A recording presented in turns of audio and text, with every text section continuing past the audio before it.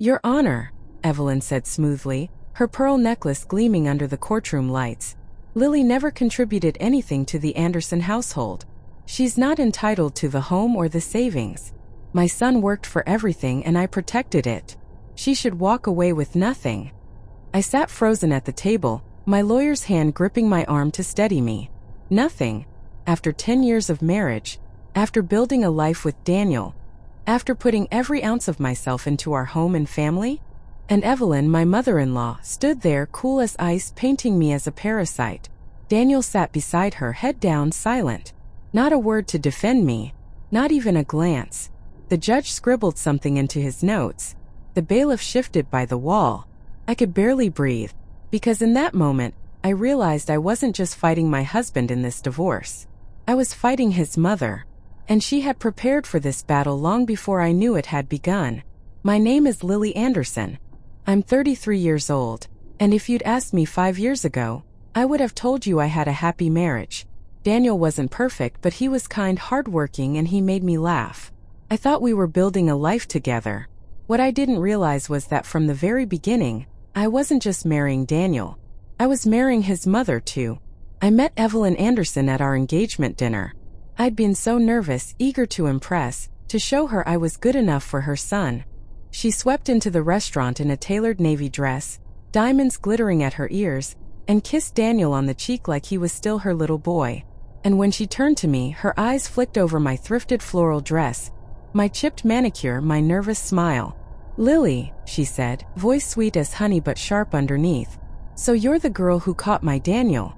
It sounded like a compliment, but I felt the sting behind it. Throughout dinner, she quizzed me like an interviewer. What did I do for work? Did I plan to keep working after marriage? Did I want children? What kind of family background did I come from? I answered politely, smiling through my discomfort. Daniel chuckled awkwardly. Mom, don't grill her like that. Evelyn only patted his hand. I just want to make sure she can handle being an Anderson.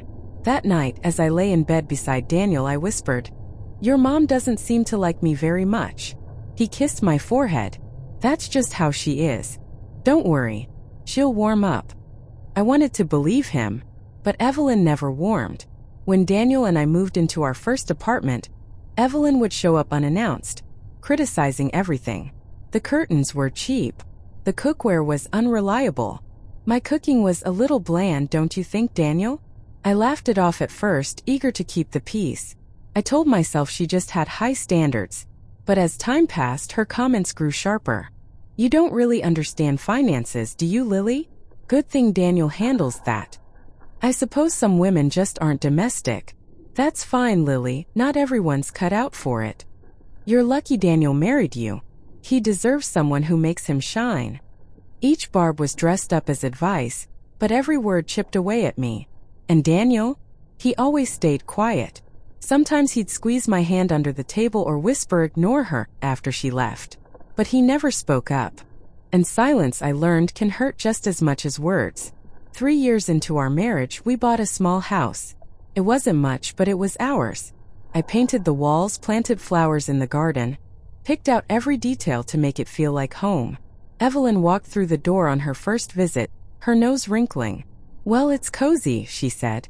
Then she turned to Daniel. Are you sure you put the deed under your name?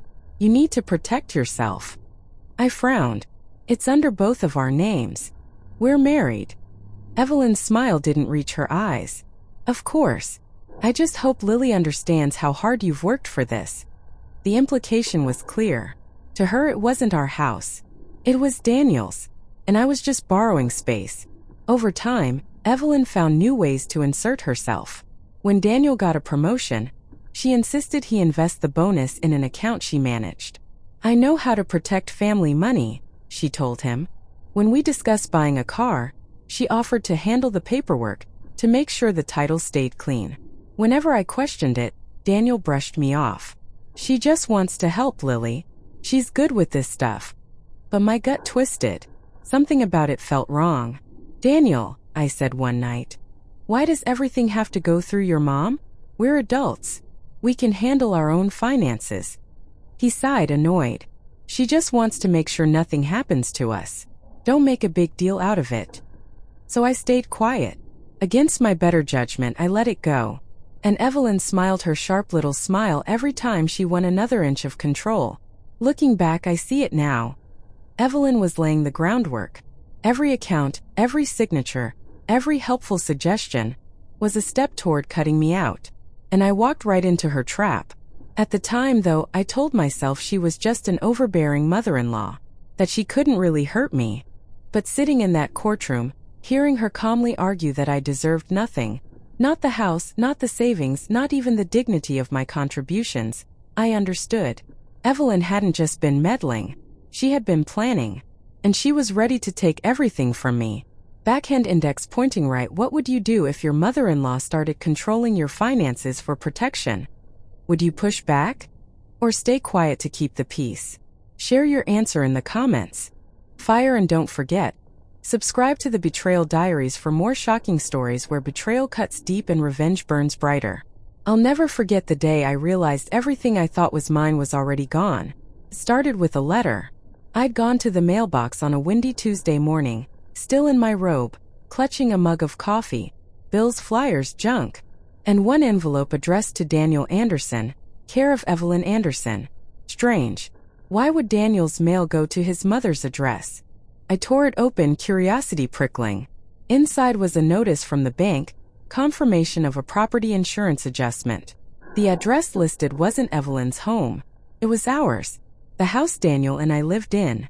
But the owner's name wasn't mine. It wasn't even Daniel's.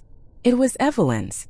I stood in the kitchen, reading the letter over and over, my hands shaking so badly I spilled coffee down my robe. The house deed had been transferred to Evelyn. When Daniel came home that evening, I confronted him the moment he walked through the door. "What is this?" I demanded, shoving the letter in his face.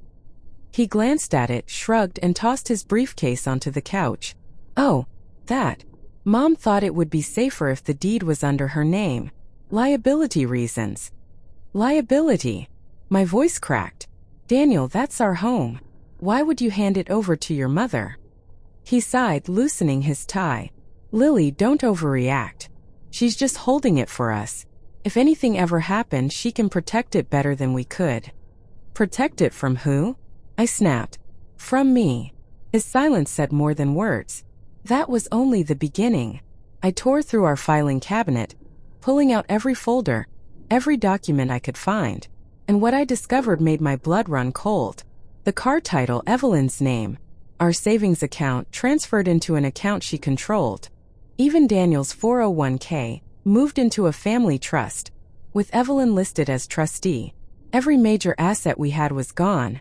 Not stolen overnight, but siphoned away piece by piece, under the guise of protection. And I had signed nothing. My name was nowhere. I wasn't just being erased. I was already erased. I confronted Daniel again, desperate for answers. "How could you do this without telling me? Without asking?" He rubbed his temples, exasperated. "Because you don't understand these things, Lily. You get emotional. Mom knows how to handle money. She's looking out for us." "For us?" I laughed bitterly. "Or for herself?" His face hardened. "Don't start. She's done more for me than you ever have." The words landed like a punch to the gut. More than I ever have. After years of supporting him through late nights, packing his lunches, working extra shifts to help with bills, painting our home with my bare hands. I wasn't a partner. I was disposable. 2 weeks later, the second blow came. Daniel walked into the kitchen, papers in hand, his expression unreadable. "Lily," he said flatly, "I'm filing for divorce." The world tilted. "What?" He slid the papers across the table. "It's for the best. You'll get alimony, of course, but the assets aren't yours. Mom's protected them." My knees nearly gave out. "You planned this," I whispered. "You and your mother. You've been planning this the whole time." Daniel didn't answer, but the look in his eyes told me everything. I wanted to scream, to throw the papers in his face, to run to Evelyn's house and demand answers. Instead, I sat in silence, because suddenly it all made sense. The helpful suggestions, the financial transfers, the property deed, every little move Evelyn had made over the years Every signature Daniel had given her. Every time I'd been dismissed as paranoid. It wasn't meddling. It was a takeover. And now, with Daniel's divorce papers on the table, Evelyn's plan was complete. The next time I saw her, it was at a family dinner. She greeted me with her usual sweet smile, kissed Daniel on the cheek, and barely looked at me. Until dessert. As she set her teacup down, she turned her gaze on me, her lips curling ever so slightly. "Well, Lily," she said softly, just loud enough for me to hear. "I suppose you'll be leaving us soon. Don't worry, I'll take good care of Daniel. He deserves better than this."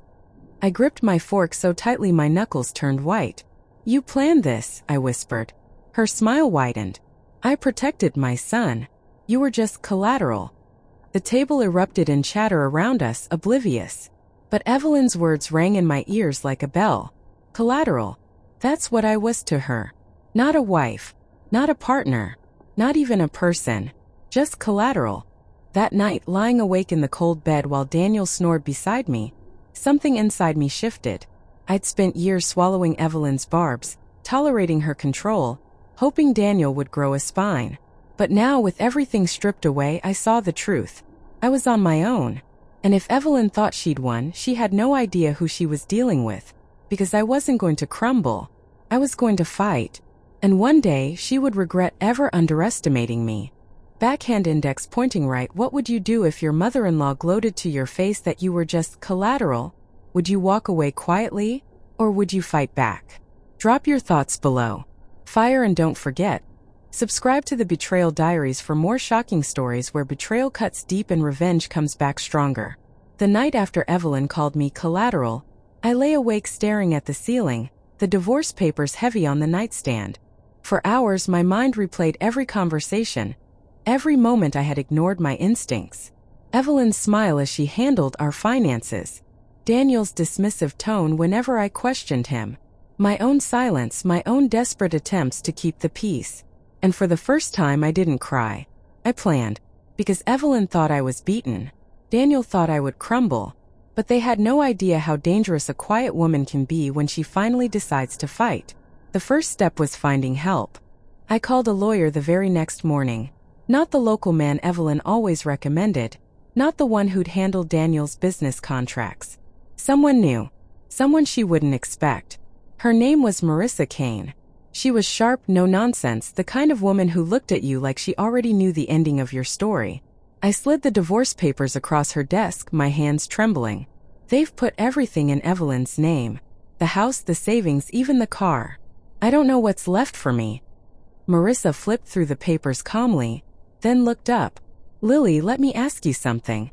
Did you ever sign off on these transfers? Any of them?" I shook my head. "Never." Her lips curved into a small, dangerous smile. "Then we may have more power than they realize. But I'll need proof." That's when Daniel's words came back to me. "You don't understand these things, Lily. Mom knows how to handle money." Fine. Maybe I hadn't understood then. But I would now. Marissa introduced me to a forensic accountant.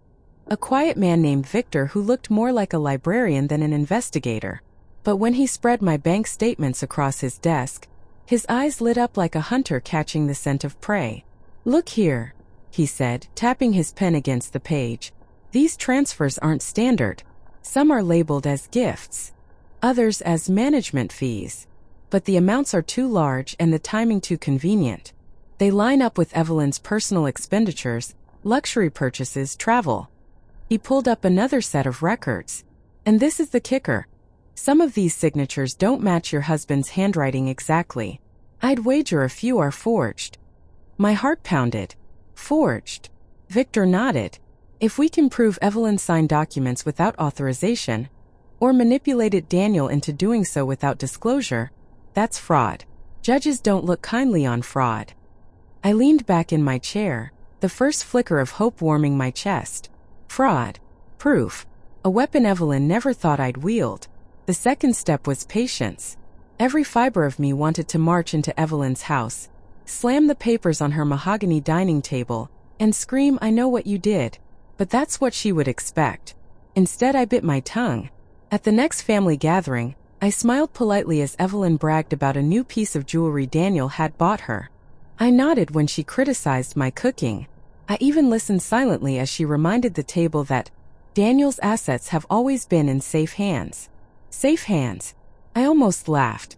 If only she knew those safe hands were leaving fingerprints all over every fraudulent document. Daniel grew colder as the weeks passed. He stayed late at work, avoided my eyes, barely spoke to me at home.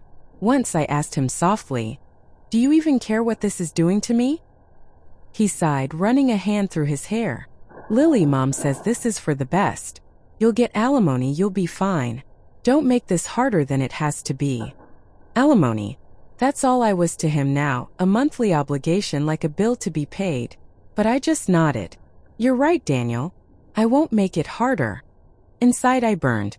Because while he thought I was surrendering, I was filing every statement, every receipt, every forged signature into neat folders in Marissa's office. The third step was building my case. Victor uncovered a trail of Evelyn's spending that matched the missing funds. Luxury handbags, first-class flights, renovations to her house, all paid for with money siphoned from accounts that once belonged to me and Daniel. Marissa drafted motions, subpoenas, requests for disclosure. Piece by piece, the puzzle came together. But the crown jewel was a document Victor found buried in a stack of trust paperwork. A transfer authorization, supposedly signed by Daniel, moving the last of our joint savings into Evelyn's trust. Only it wasn't Daniel's signature. It was Evelyn's. A sloppy imitation just believable enough to fool a bank clerk. But side by side with Daniel's real signature, the fraud was obvious. When Marissa showed it to me, I felt a rush of vindication so sharp it made me dizzy. "Will this hold in court?" I whispered. Marissa smiled. "Lily, this isn't just leverage. This is dynamite." The hardest part was pretending. At family dinners, I let Evelyn think she'd won. I listened to her advice, nodded as she talked about Daniel's bright future without me. Sometimes I caught her smirk as she looked at me, like a queen surveying a conquered subject. And I let her smirk, because I knew something she didn't. Her empire was built on forged signatures and stolen money, and soon I'd bring it crashing down. The night before the next court date, I sat at the kitchen table again. But this time it wasn't with tears and coffee-stained robes. It was with neatly labeled folders, organized exhibits, and a calm that felt almost foreign. Daniel thought I was defeated. Evelyn thought I was erased. But they had no idea who I was when I stopped being afraid. They were about to find out. Backhand index pointing right. What would you do if you uncovered proof that your mother-in-law had forged documents to steal everything from you? Would you confront her privately, or wait to expose her in court? Fire, and don't forget, subscribe to the Betrayal Diaries for more shocking stories where betrayal cuts deep and revenge hits even harder. The courthouse always smelled the same: coffee, dust, and nerves. On the morning of the hearing, I stood in front of the mirror longer than usual. My hands were steady as I fastened a simple gold necklace, smoothed the black blazer I had picked out carefully the night before. This wasn't about fashion. It was about armor. In my bag were folders so heavy they felt like bricks. Each one labeled. Each one holding a piece of Evelyn's empire. The empire she thought was unshakable. As I stepped into the courtroom, Evelyn was already there. Perfect as always. Pearls around her neck, hair immaculately styled. Her lips curled into that familiar smug smile. Daniel sat beside her, eyes glued to the table, refusing to meet mine. "Ready to be reasonable today, Lily?" Evelyn asked sweetly as I walked past. I smiled faintly. Always. If only she knew what was coming. The judge called the session to order. Daniel's lawyer, a man Evelyn had handpicked, started with his opening remarks. "Your Honor, my clients, Daniel and his mother Evelyn Anderson, have acted only in the best interest of their family. Mrs. Anderson has safeguarded the assets to protect them from poor management and unnecessary risks. My client Daniel is offering fair alimony to his wife, Lily, but she is not entitled to property or financial assets, as they are not legally hers." His words were smooth, practiced, but I barely heard them, because all I could think about was Evelyn's face when her empire began to crack. The judge turned to my lawyer. "Mrs. Kane, you may respond." Marissa stood, calm and commanding. "Thank you, Your Honor. The opposing counsel has painted a picture of a generous mother and dutiful son. But what we are about to present will show a different picture. A picture of fraud, deception, and manipulation designed to strip my client of her rightful share of marital assets.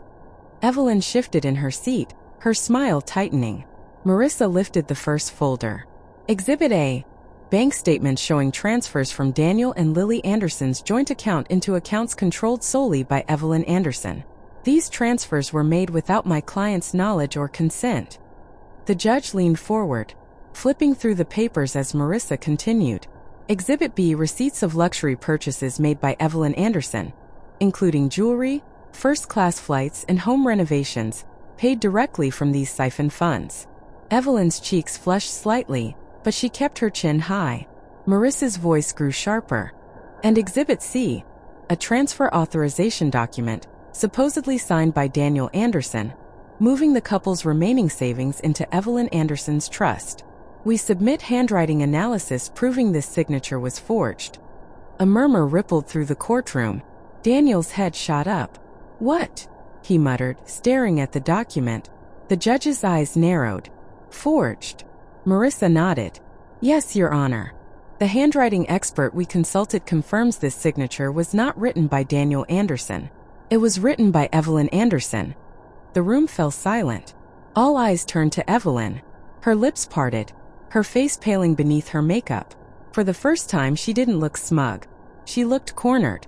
That's a lie, she snapped. I would never. Marissa held up a hand.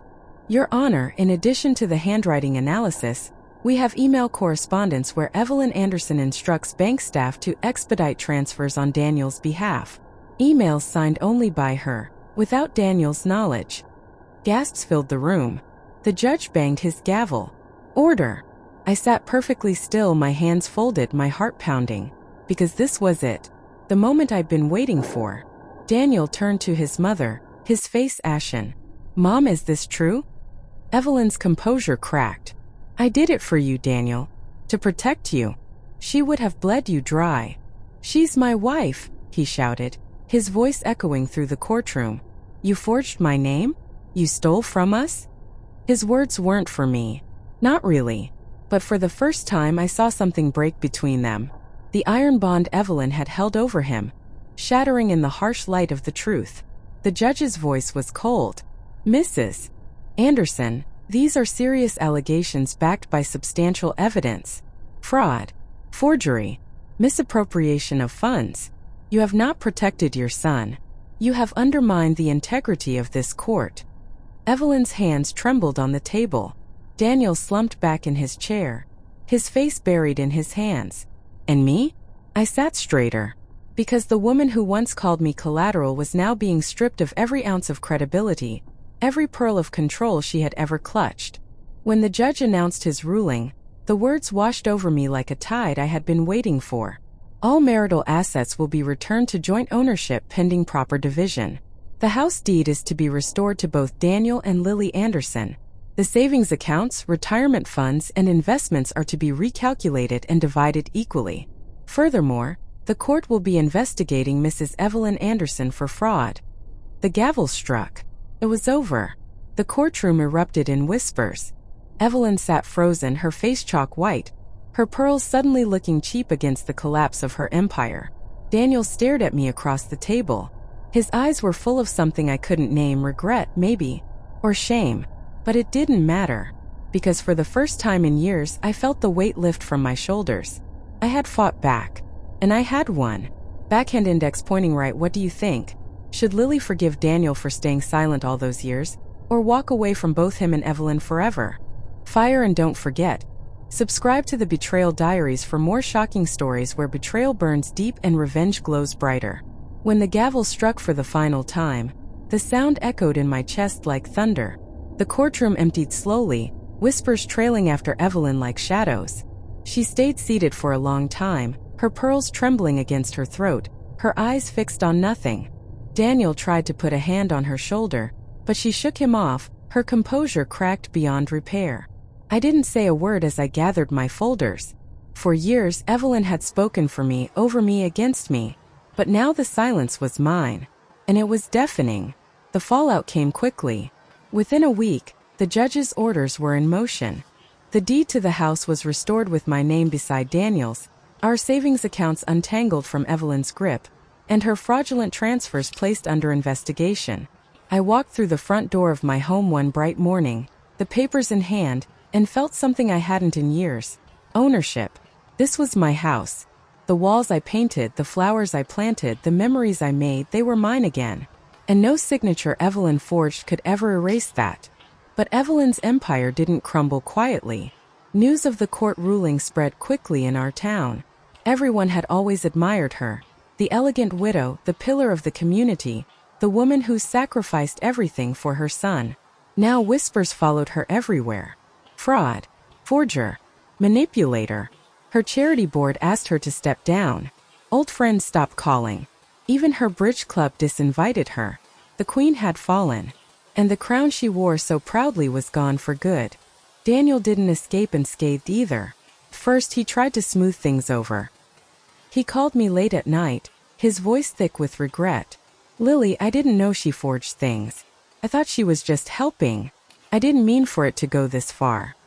I listened in silence, staring out the window at the garden I had fought so hard to keep. "You stood by her," I finally said. "Every step of the way. You let her erase me, and you stayed quiet." There was nothing but silence on the other end, as he knew I was right. The divorce went through, but this time the tables had turned. I kept the house, half the savings, half the retirement funds, enough to start fresh, enough to live without fear. Daniel moved into a small apartment across town. Evelyn staying with him because her own finances were under investigation. The image of the two of them, once so smug and untouchable, now crammed together in a dingy rental, made me smile. Not out of cruelty, but out of justice. The hardest part, though, wasn't watching them fall. It was learning to stand again on my own. For so long, my life had revolved around Daniel's silence and Evelyn's control. I had forgotten what it felt like to breathe without their weight pressing down on me. So I started small. I repainted the kitchen a warm yellow. I planted roses in the garden, the kind Evelyn once called too fussy. I sat on the porch in the evenings with a cup of tea, listening to the quiet hum of the neighborhood. Piece by piece, I rebuilt myself. Not for them, for me. Months later, I ran into Evelyn at the grocery store. Her hair was thinner, her posture bent, her eyes dull. She no longer wore her pearls. Maybe they'd been sold, maybe they just felt too heavy now. She glanced at me, her mouth opening as if to speak, but no words came. And for the first time I realized I didn't need them. I didn't need her apology. I didn't need her acknowledgement. I had already won. Because revenge isn't always about fire and fury. Sometimes revenge is walking through the home they tried to steal, barefoot on your own floor, sipping tea in peace. Sometimes revenge is watching the people who underestimated you drown in the consequences of their own choices. And sometimes revenge is simply surviving, living well, glowing brighter than they ever imagined you could. So when I sit on my porch at sunset, the sky painted gold, I smile. Not because of Evelyn's downfall, not because of Daniel's regret, but because after all the betrayal, all the lies, all the years of being silenced, I found my voice again. And that voice is mine. Forever. Backhand index pointing right. What do you think? Was Lily right to cut Daniel out of her life completely? Or should she have given him a second chance once Evelyn was exposed? Fire, and don't forget, subscribe to the Betrayal Diaries for more shocking stories where betrayal cuts deep, but survival shines brighter.